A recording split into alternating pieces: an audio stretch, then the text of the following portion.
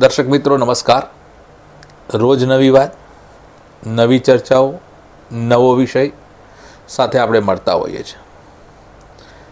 અમારી સાથે અત્યારે જોડાયા છે ભડકોના એસોસિએટ એડિટર અને પ્રાંતિજના સુનિલ કડિયા, જે આપણને પ્રાંતિજ વિશેની થોડીક માહિતી આપવાના છે. શું ચાલી રહ્યું છે પ્રાંતિજમાં, પ્રાંતિજના લોકોની શું જરૂરિયાત હોઈ શકે અને પ્રાંતિજની વાતો એ બાબતે આપણી સાથે ચર્ચા કરવાના છે. સુનિલભાઈ નમસ્તે. નમસ્કાર.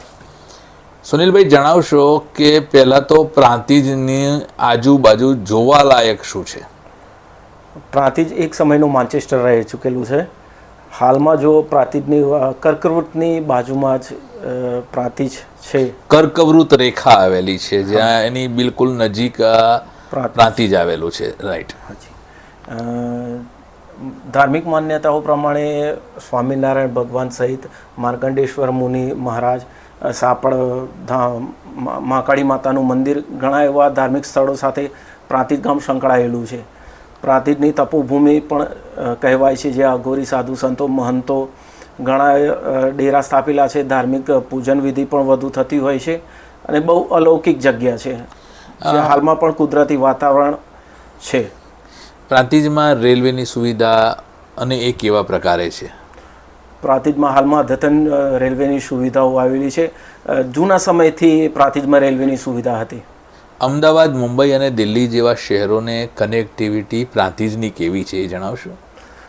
પ્રાંતિજ એક વેપારી વર્ગ સાથે સંકળાયેલું છે, કોર્પોરેટ ફિલ્ડમાં પણ. અને ખાસ રાજકારણ સાથે વાત કરીએ તો MP ધારાસભ્ય પ્રાંતિજના સ્થાનિક જ છે. તો બહુ મોટો બહોળો પ્રચાર પ્રાંતિજનો છે. એક સમયે પ્રાંતિજ, હાલની અંદર પ્રાંતિજ એ તાલુકા મથક છે. પ્રાંતિજ તાલુકો છે અને જે સંસદ સભ્ય સાબરકાંઠા બેઠકના છે, જે સાબરકાંઠા અને અરવલ્લી જિલ્લાને કવર કરે છે, એ શોભનાબેન બારૈયા પણ પ્રાંતિજ તાલુકાના છે. અને પ્રાંતિજ એક વેપારી મથક છે એવું સુનિલભાઈ કડિયાનું કહેવું છે. સુનિલભાઈ, આપણે જોઈએ તો પ્રાંતિજના નગરજનો માટે આરોગ્ય માટે કેવી વ્યવસ્થાઓ, કેવા પ્રકારની હોસ્પિટલો અને સરકાર દ્વારા શું સુવિધાઓ છે? હાલની તો પ્રાંતિજ પ્રગતિના પંથે હોય, અદ્યતન ટેકનોલોજીથી સજ્જ એવા દવાખાનાઓ સહિત CHC પણ કાર્યરત છે. સાથે જ સરકારની અવનવી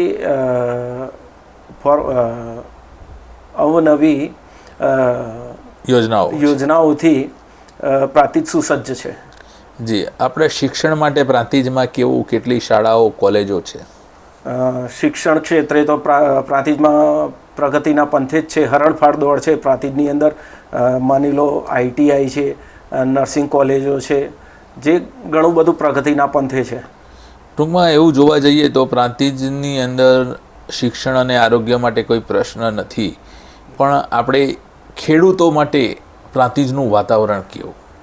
હાલ તો ખેડૂતોની હાલના સમયની અંદર વાત કરીએ તો ખેડૂતોની થોડી કુદરતી વાતાવરણને લઈ કફોડી પરિસ્થિતિ છે. અને જો સરકાર થોડું કોર્પોરેટ કરે તો ખેડૂતોને જે કુદરતી આપત્તિ અને માર જે પડે છે એની અંદર ઘણો બચાવ થાય એવું છે. સરકારના સહકારથી ખેડૂતોનો જો માર પડતો હોય એ રોકી શકાય એવું આપનું કહેવું છે. રાઈટ. હવે આપની નજીક જ સાબર ડેરી પણ આવેલી છે. તો સાબર ડેરી સુધી કનેક્ટિવિટી ખેડૂતોની કેવી, પશુપાલકોની કનેક્ટિવિટી કેવી?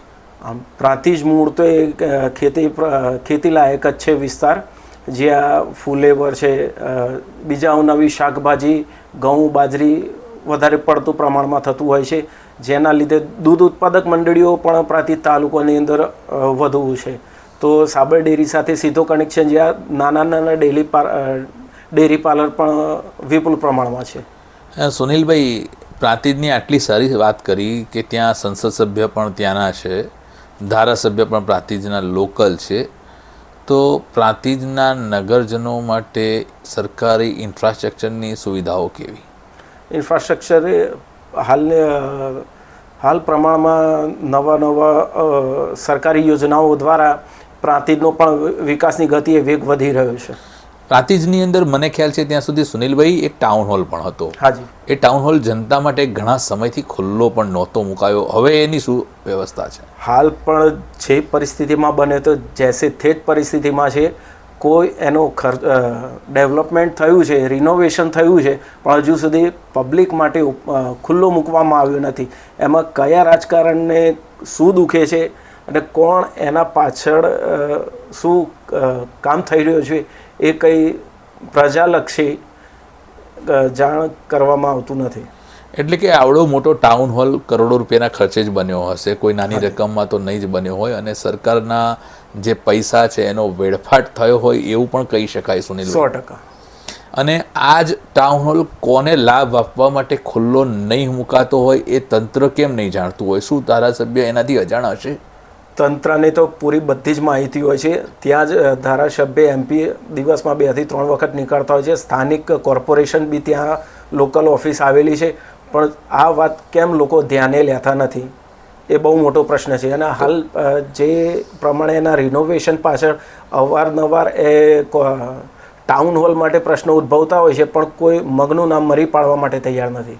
જે પ્રકારે સુનિલભાઈએ વાત કરી એ પ્રમાણે પ્રાંતિજના લોકો માટે કરોડોના ખર્ચે બનેલો ટાઉન હોલ અત્યારે માત્ર ખંડેર જ છે એવું કહી શકાય, કારણ કે એ જનતાના ઉપયોગ માટે નથી આવતો. ઘણા સમયથી વપરાયેલા પૈસાનો ઉપયોગ ન થતો હોય તો એ રોકવા પાછળ કોનો હાથ છે એની સરકારે તો તપાસ કરવી જ જોઈએ. પણ સુનિલભાઈ, એવું જોઈએ તો પ્રાંતિજમાં નગરપાલિકા પણ છે, નગરપાલિકાના જુદા જુદા વિસ્તાર પણ છે, વોર્ડ્સ પણ છે, તો ત્યાં રસ્તા, પાણી, ગટર, વીજ વ્યવસ્થા, એની કેવી સુવિધાઓ?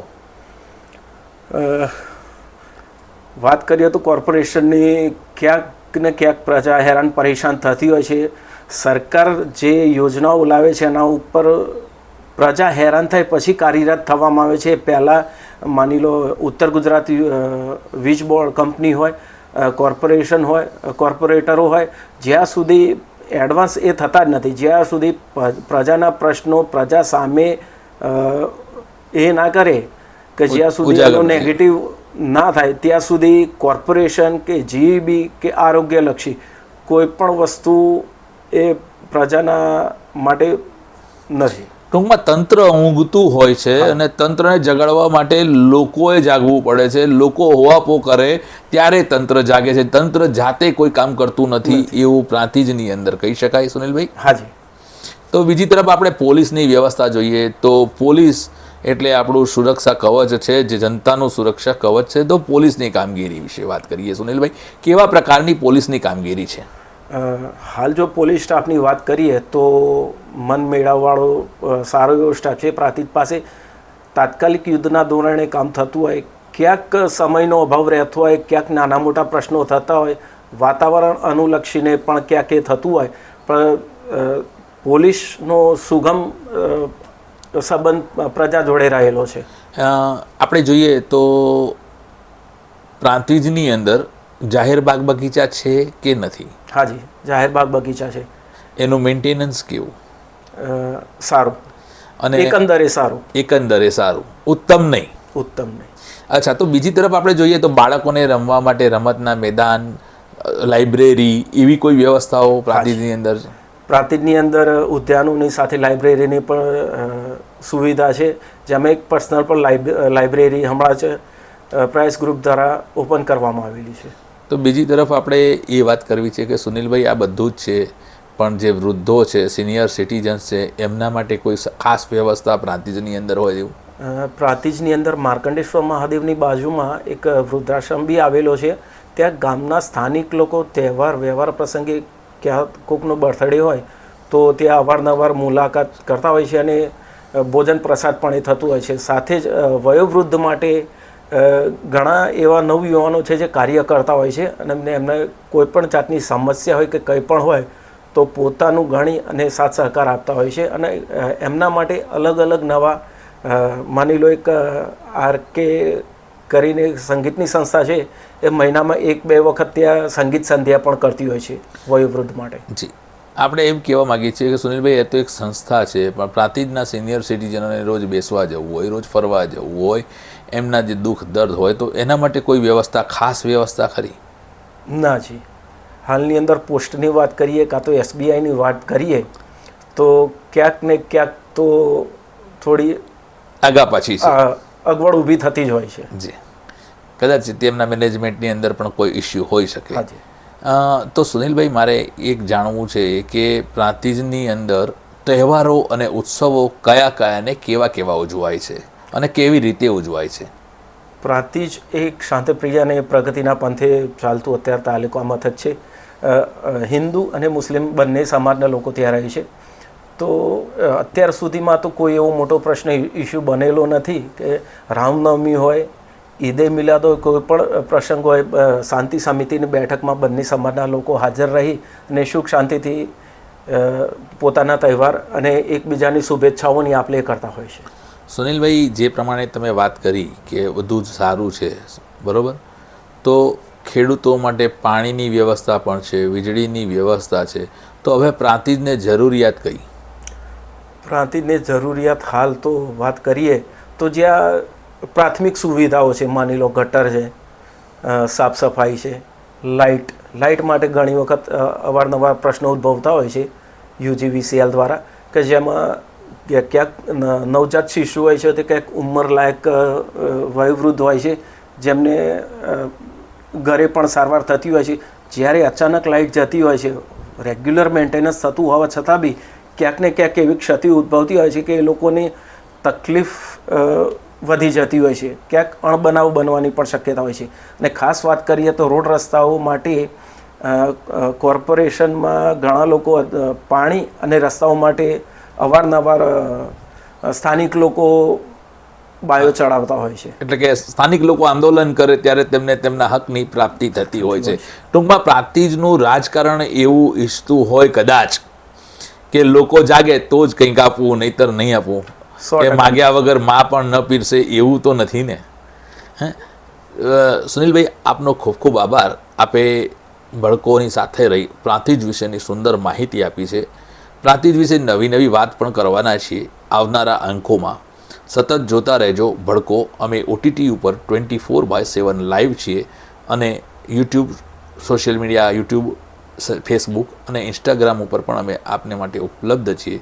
સતત જોતા રહેજો. અમારી વેબસાઇટ દ્વારા પણ આપ લાઈવ જોઈ શકો છો અને ટૂંક જ સમયમાં ભડકો હિન્દી પણ સ્ટાર્ટ થઈ રહ્યું છે. તો અમારી ચેનલને ફોલો, સબસ્ક્રાઈબ કે જે કંઈ કરવાનું હોય એ કરી લેજો. નવી વાત સાથે ફરીવાર મળીશું. સુનિલભાઈ, નમસ્કાર. નમસ્કાર.